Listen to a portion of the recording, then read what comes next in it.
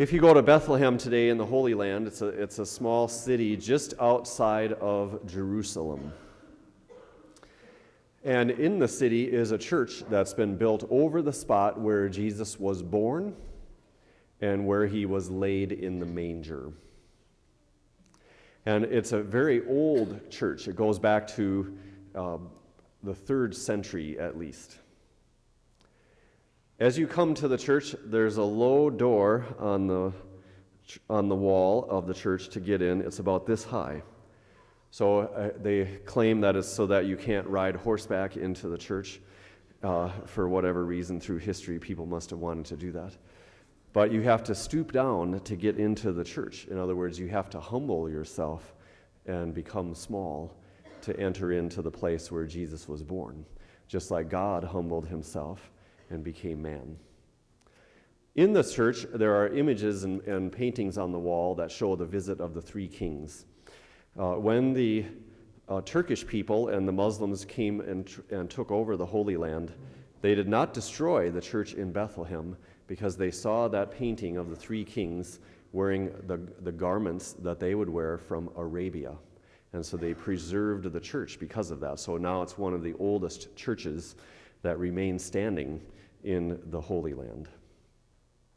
If we look at the prophecies, we see that they were fulfilled, that God foretold beforehand, long ago, the birth of his son Jesus, of God becoming man to save us from sin and death. And many of these prophecies are found in Isaiah, from which we have the first reading. The virgin shall conceive and give birth to a child, and they shall name him Emmanuel, which means God is with us. This was fulfilled in the Virgin Mary. And in the prophecies that we hear today, a star will rise at his birth, and the birth will take place in Bethlehem. All these things were fulfilled. Darkness covers the earth, which is the darkness of sin. And maybe we can think of a cloud of gloom hanging over people, or maybe we feel that way sometimes. We have a dark cloud over our head.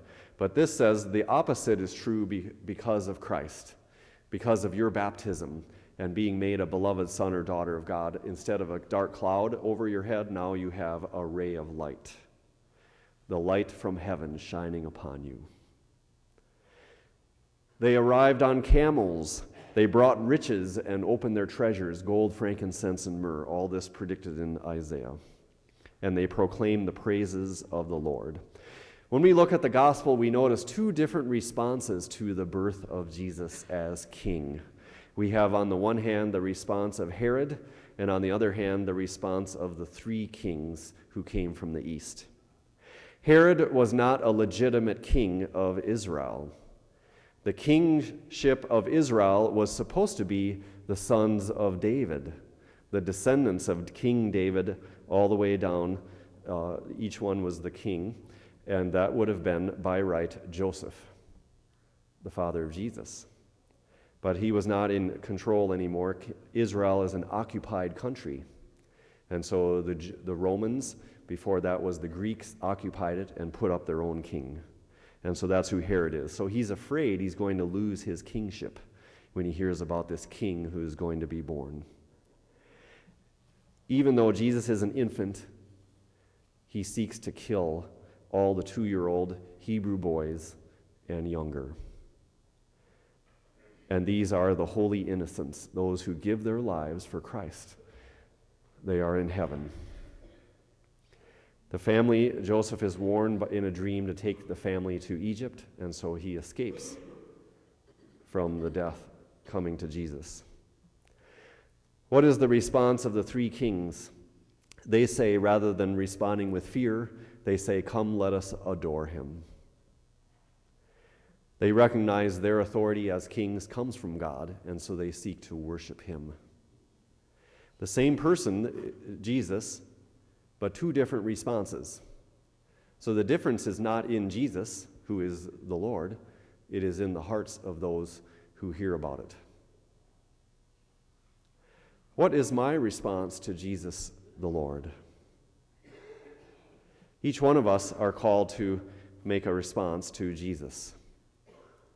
In my own heart, do I resent him because he doesn't approve of my actions?